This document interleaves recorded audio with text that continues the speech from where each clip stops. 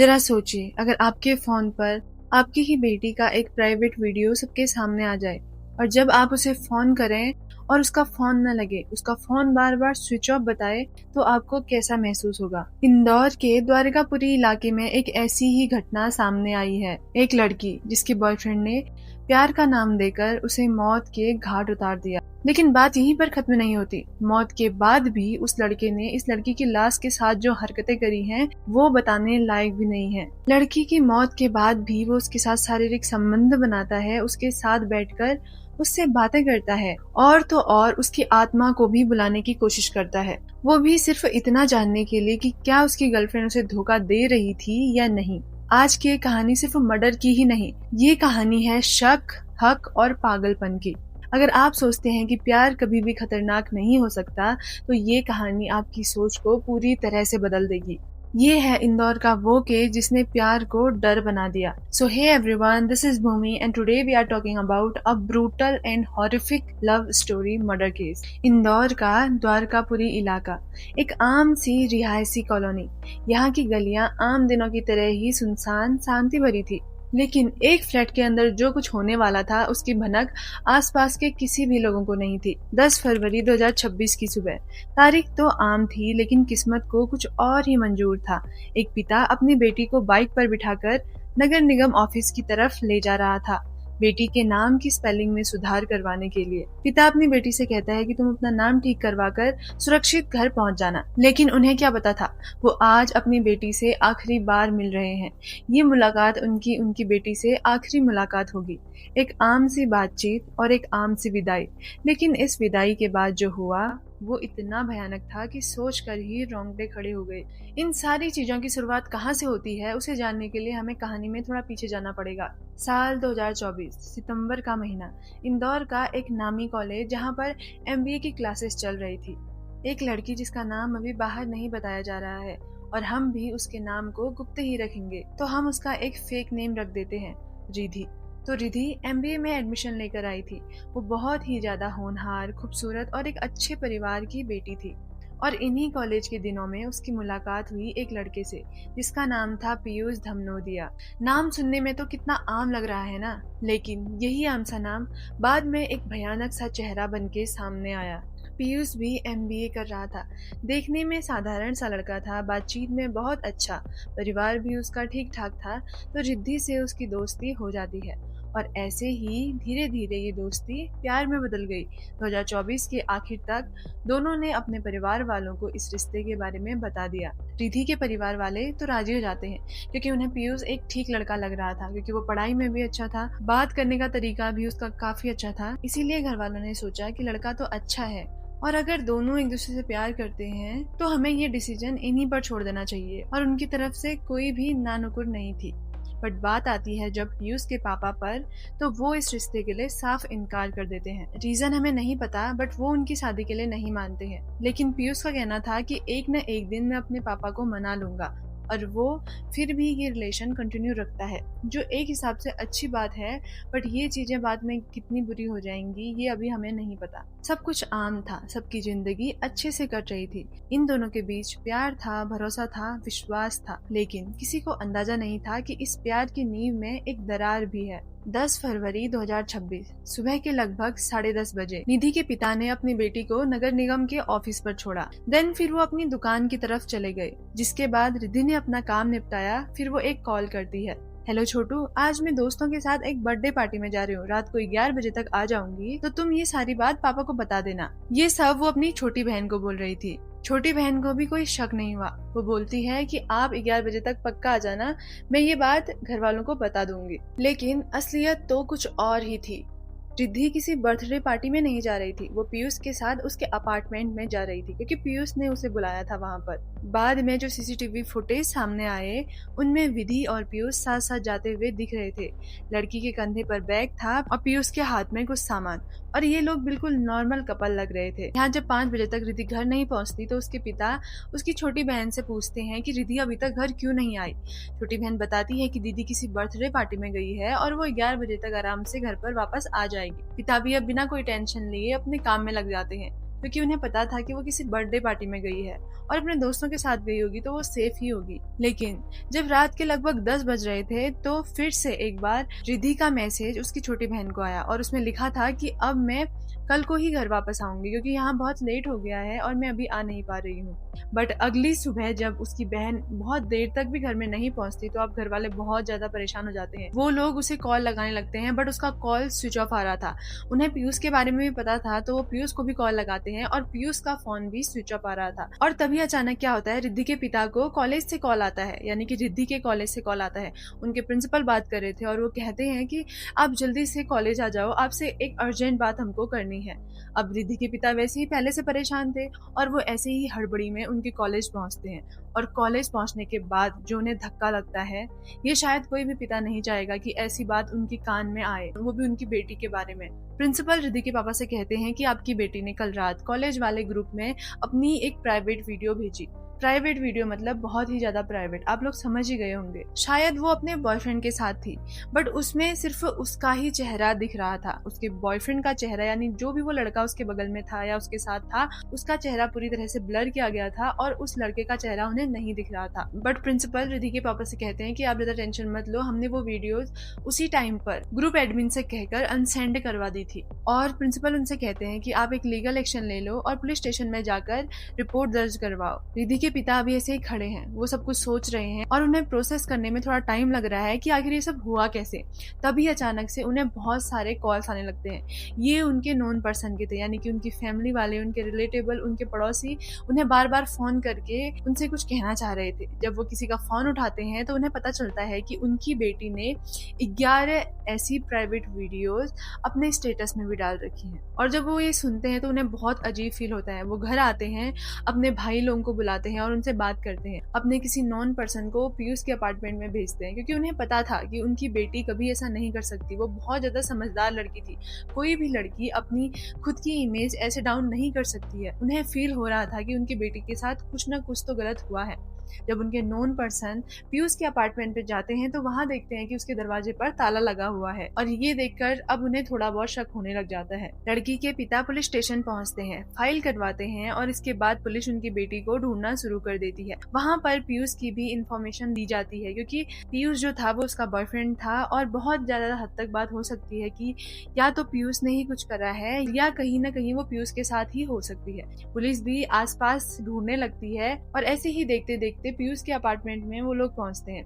लेकिन वो देखते हैं कि बाहर पर लॉक लगा हुआ है। बिना किसी परमिशन के वो उसका ताला नहीं तोड़ सकते। तो वो लोग आसपास ही रिद्धि की रिसर्च करने लगते हैं, यानी कि उसको ढूंढने लगते हैं। वहां पर ऐसे ढूंढते ढूंढते अगला दिन 12 फरवरी का आ जाता है। सर्च ऑपरेशन अभी भी जारी था लेकिन कोई भी अपडेट अभी तक उन्हें नहीं मिल पा रही थी। दिन आता है 13 फरवरी का। अब जो लोग पीयूष के अपार्टमेंट के अगल बगल रहते हैं उन्हें कुछ अजीब सी स्मेल आ रही थी।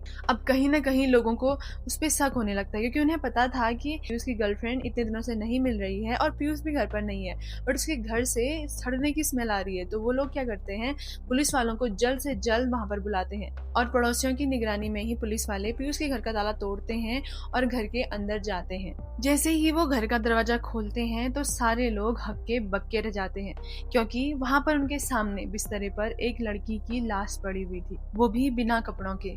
उस लड़की के शरीर में इतने सारे घाव थे जैसे उसे किसी ने बेरहमी से पीट रखा हो। उसके छाती पर इतने बड़े बड़े घाव थे और बगल में ही वो लोग देखते हैं कि वहां पर एक चाकू है जो पूरी तरह से टेढ़ा हो रखा है। देखने से साफ साफ पता चल रहा था कि यहाँ पर कितनी हैवानियत हुई है, कितनी बुरी तरीके से उस लड़की को मारा है और इस लड़की का यहाँ पर रेप भी हुआ था। अब पुलिस को यहाँ पर पता था कि ये कौन हो सकती है, तो वो बिना देर करे रिद्धि के पेरेंट्स को फोन करते हैं, उन्हें क्लियरली सब कुछ बताते हैं और उन्हें पुलिस स्टेशन में आने को कहते हैं। एंड ऑफ कोर्स ये पीयूष का अपार्टमेंट था तो शक जाता है पीयूष पर ही क्योंकि वो बंदा 3 दिन से गायब है। घर पर ताला लगा के उसका कोई अता पता नहीं है वो कहाँ गया है, यानी कि वो भागने की कोशिश कर रहा है। पुलिस रिद्धि और पीयूष दोनों का नंबर लेती है और उन्हें ट्रेस करना शुरू कर देती है। पीयूष का खुद का नंबर तो स्विच ऑफ था बट रिद्धि का नंबर बार बार स्विच ऑफ और स्विच ऑन होता जा रहा था। देखने से ऐसा लग रहा था कि जो लड़की का फोन है वो एरोप्लेन मोड में है बट उसे वाईफाई से यूज कर रहे थे, तो इसीलिए उस फोन की लोकेशन पुलिस वालों को मिल जाती है। अब पुलिस बिना देरी किए उस लोकेशन पर पहुंचती है जहाँ पर पीयूष था और पीयूष वहाँ पर उन्हें मिल भी जाता है। काफी हद तक चीजें क्लियर थी यहाँ पर। पुलिस को भी पता चल गया था कि इन सब चीजों के पीछे पीयूष ही है, लेकिन ये आखिर उसने क्यों किया? आखिर ऐसा करने की उसे क्या जरूरत पड़ गई? आखिर कैसे उसने अपनी ही गर्लफ्रेंड को मार दिया? यही सब चीजें पता करने के लिए पुलिस उससे कड़ी से कड़ी पूछताछ करना शुरू कर देती है। जब पुलिस वाले उससे ये सब पूछताछ कर रहे थे तो वो उनसे एक कॉपी और एक पेन मांगता है और एक पन्ने में वो सारी वारदात लिख लेता है कि उसने ये सब आखिर कैसे करा। ये एक बहुत ही भयानक कहानी थी, लेकिन उससे भी ज्यादा भयानक था इस लड़के का रिएक्शन। ये बंदा थोड़ी देर पहले पुलिस स्टेशन में सारी बातें कबूल कर रहा था, अपनी गलती मान रहा था और सारी बातें बता रहा था कि क्यों उसने विधि को मारा और कैसे मारा। और वही इंसान रिपोर्टर्स के सामने अजीब बिहेव कर रहा है। रिपोर्टर्स जब उससे पूछते हैं कि आखिर तुमने अपनी ही प्रेमी को क्यों मार दिया, तो उसका जवाब कुछ ऐसा होता है। क्यों मारा? तो लवर थी ना, फिर क्यों मारा? कुछ नहीं हुआ, छोड़ो, जो हो गया हो गया यार। अरे कैसी बातें कर रहे हो? आपने मारा एक लड़की को, आपकी प्रेमिका थी वो, उसको छोड़ दो ना, क्या करोगे जान के। अच्छा वहाँ आपने तंत्र मंत्र किया था मुंबई में, पूछ बुलाया? कुछ नहीं है मैंने। दर्दनाक तरीके से मारा है तुमने उसको, हुआ अच्छी है वो चली गई, कैसी बातें कर रहे हो कि कुछ नहीं हुआ? उसके माँ बाप ने उसको पाल पोस के बड़ा किया, आपने उसको जान से मार दिया और बोल रहे हो कि कुछ नहीं हुआ। तो पछतावा नहीं है? इस चीज का पछतावा नहीं है? किसी की बच्ची को मारना पछतावा नहीं है इस चीज का?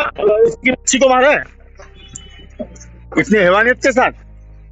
बेटा बेटा बेटा बेटा क्यों मारा? कारण तो बता, तो मारा क्यों है? कारण तो बता दे।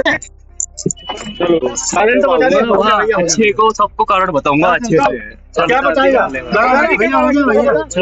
बताऊंगा, टाइम आएगा। देखने से साफ पता चल रहा था कि इस इंसान को अपने किए का कोई भी पछतावा नहीं है। ये बिल्कुल बेखौफ बाहर रिपोर्टर्स को अनाप शनाप बके जा रहा था। पुलिस को ये तो पता था कि आखिर उसने कैसे रिधि को मारा, तो वो उससे पूछते हैं कि इसका आप हमें रीजन दो कि तुमने क्यों रिधि को मारा। तो वो बताता है कि जनवरी के लास्ट हफ्ते से रिधि ने पीयूष से बात करना कम कर दिया था। जब पीयूष ने भी उसकी इंस्टाग्राम चैट्स देखी थी तो उसे पहले से ही थोड़ा बहुत डाउट था कि शायद वो उसे धोखा देने वाली है, और उसे डाउट ये भी थे कि वो किसी डेटिंग ऐप पर भी है जहाँ पर वो अलग अलग लोगों से बात करती है। एंड उसे डर था कि कहीं वो उसे अकेला छोड़ न दे, क्योंकि 15-20 दिन से वो ढंग से उससे बात नहीं कर रही है। अब ये सब और बढ़ता गया। वो इंसान पहले से शकी था और जब वो ये सब हरकतें देखता है तो उसे और भी ज्यादा शक होने लगता है। तो 10 फरवरी को वो उसे मिलने बुलाता है। जब विधि पीयूष के साथ उसके अपार्टमेंट में चली गई तो अपार्टमेंट में पहुंचते ही वो विधि को इंटीमेट होने के लिए जिद करने लगता है। रिधि उसे साफ साफ मना कर देती है। उसका कहना था कि उसकी अभी तबीयत खराब है और ये सब वो नहीं करना चाहती, और वो ये भी नहीं चाहती कि ये सारी चीजें उनके बीच हो, क्योंकि वैसे भी उनकी शादी अभी हुई नहीं है और शायद उनकी शादी आगे हो भी नहीं, क्योंकि पीयूष के पिताजी रिधि को पसंद नहीं करते थे। और क्यों कोई लड़की अपना फ्यूचर बर्बाद करना चाहेगी ये सब चीजें करके, अगर उससे उसकी शादी ही नहीं होनी है तो। बट पीयूष को इस बात से बहुत ज्यादा गुस्सा आ जाता है और ये बात उसे बहुत ज्यादा खटक जाती है। उसे लगता है कि ये पहले से ही किसी लड़के को ढूंढे हुए बैठी है जिससे ये शादी करेगी, और वो रिधि से जबरदस्ती करने लगता है। जब रिधि आखिर तक भी नहीं मानती तो वो क्या करता है, वो रिधि से कहता है कि मैं तुम्हारे लिए एक सरप्राइज लाया हूँ, इसीलिए तुम्हें आंखें बंद करके थोड़ी देर बैठना पड़ेगा। और जब रिधि ऐसा करती है तो वो उसके हाथ पांव बांधने लगता है। अब पीयूष ने रिधि के हाथ और पांव दोनों बांध लिए हैं और इसके बाद जो वो हरकतें करता है वो बहुत ही ज्यादा डरावनी और घिनौनी है। वो रिधि के साथ जबरदस्ती करता है। जब रिधि चिल्लाती है तो वो उसके मुंह पर एक कपड़ा ठूस देता है जिससे वो बोल ना पाए, और जब तक उसका मन नहीं भरता वो वहां से उठता नहीं। और ये सब करने के बाद भी उसका गुस्सा अभी शांत नहीं हुआ था। वो क्या करता है, किचन नाइफ लेकर आता है और रिधि को ब्रूटली, बहुत ही ज्यादा ब्रूटली उसके सीने पर वो चाकू इतने बार घोंप देता है जो कि वो चाकू ही टेढ़ा हो जाता है। ये चीजें यहाँ पर बोलना अलाउड नहीं है, बट ये है ही इतना ब्रूटल। वो चाकू जब तक टेढ़ा नहीं होता तब तक पीयूष रुकता नहीं है। और जब उसको कंफर्म हो जाता है कि रिधि अब मर गई है तो वो क्या करता है, इसके बाद वो वहां पर शांति से बैठ जाता है और अपनी आगे की प्लानिंग करने लगता है। और रिधि की लाश के सामने बैठकर पूरे 2.5 घंटे तक उससे बातें करने लगता है। उससे पूछता है कि क्या तुम मुझे धोखा दे रही थी या नहीं। वो बंदा इतना भ्रम में था कि अब उसकी लाश के साथ भी ये सब बातें कर रहा था। इसके बाद वो क्या करता है, बाहर जाता है शराब की भट्टी में, वहां से 1 बोतल बियर लेकर आता है घर पर, और फिर उसके बाद घर पर नशे करके वो फिर से, यानी कि जब अब यहाँ पर रिधि की सिर्फ लाश है, वो जिंदा नहीं है अभी, उस लाश के साथ भी वो ब्रूटली ऐसी घिनौनी हरकतें करता है जो बताने के लायक नहीं है। और जब उसका मन शांत हो जाता है तो वो अपना सामान पैक करता है, अपना कपड़े, अपने खाने की, अपने पैसे, अपना कार्ड वगैरह सब कुछ पैक करके उस रूम पर ताला मार के सीधे वहां से भाग जाता है, यानी कि वहां से चले जाता है। और इसके बाद वो एक पटरी के सामने जाता है जहां पर वो खुद को मारना चाहता था, पर ट्रेन लेट होने की वजह से, यानी कि ट्रेन जब बहुत देर तक नहीं आती है तो उसका फैसला बदल जाता है। तो वो अब मरने का नहीं सोचता, वो जाता है गोवा की ट्रेन पकड़ता है और वहां से भाग उठता है। बट वो गोवा नहीं उतरता, थाने पर उतरता है। इसके बाद जाके वो एक होटल रूम बुक करता है और फिर उस होटल रूम पर वो स्टे करता है। इस रूम पर पहुंचने के बाद भी उसे अभी तक तसल्ली नहीं हो रही थी। वो क्या करता है, वो फोन पर सर्च करता है कि आत्माओं को कैसे बुलाया जाए। उसने बहुत सारी प्रोसेस देखी, बहुत सारी वीडियोस देखी, तो उसने एक वीडियो चुनी वहां पे से। उसमें जितना भी सामान लिखा था कि ये सामान चाहिए, वो ये सारा सामान जाके मार्केट से खरीद कर लेके आता है और वहां पर रिधि की आत्मा को बुलाने की कोशिश करता है। यानी कि यहाँ पर वो कुछ अबनॉर्मल चीजें कर रहा था। वो चाहता था कि रिधि की आत्मा उससे बात करे, वो उससे पूछेगा कि तुमने आखिर उसे क्यों धोखा दिया, किसके लिए तुम उसे धोखा देना चाह रही थी। उसका मानना था कि रिधि उसको पक्का ना पक्का धोखा दे रही थी। और वो बोलता है कि इंसान झूठ बोल सकता है बट उसकी आत्मा झूठ नहीं बोल सकती। मैंने आपको बताया था कि पीयूष अपने साथ रिधि का फोन लाया था और वो उसे बार बार ऑन ऑफ कर रहा था। तो वो इसीलिए ये फोन लेके आया था ताकि वो जितने भी दिन इस फोन को अपने पास रखे कि वो देखे कि किसी का फोन इसमें आया है या नहीं, यानी कि उसके बॉयफ्रेंड का फोन इसमें आया है या नहीं।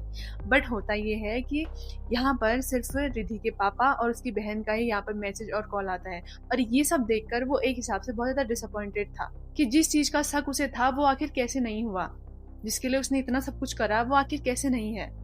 मुझे लगता है ये इंसान थोड़ा दिमाग से साइको था, क्योंकि इसका बिहेव देखकर आप खुद ही बता सकते हो। और इसके बाद पुलिस ही उसे पकड़ लेती है और उसे अरेस्ट कर लिया जाता है। और आगे जो हुआ वो मैंने आपको पहले ही बता दिया। पीयूष ने आखिर ये सब क्यों किया होगा, आपको क्या लगता है? क्या वो मेंटली अनस्टेबल है या ये सब चीजें वो सिर्फ दिखा रहा है कि उसे सजा या तो कम मिले या तो मिले ही नहीं? क्योंकि जो उसने हरकतें करी, पुलिस के सामने कुछ और, रिपोर्टर्स के सामने कुछ और, इसे देखकर तो ऐसा ही लग रहा है कि वो कुछ जताना चाहता है कि वो मेंटली अनस्टेबल है, और या फिर वो हो सकता है। इस बारे में हमको कुछ नहीं पता और अभी से क्या सजा मिली है ये रिपोर्ट्स भी बाहर नहीं आई हैं। एंड आई होप कि उसे सजा मिल जाए। जैसी उसने हरकत करी है उसके लिए उसे कड़ी से कड़ी सजा मिलनी ही चाहिए। और आपका इस वीडियो के बारे में क्या थॉट्स हैं? जो भी आप लोगों का थॉट्स है उसे कमेंट सेक्शन में जरूर बताना। अगर आपको ये वीडियो पसंद आई तो वीडियो को लाइक करना और चैनल को भी सब्सक्राइब जरूर से कर देना।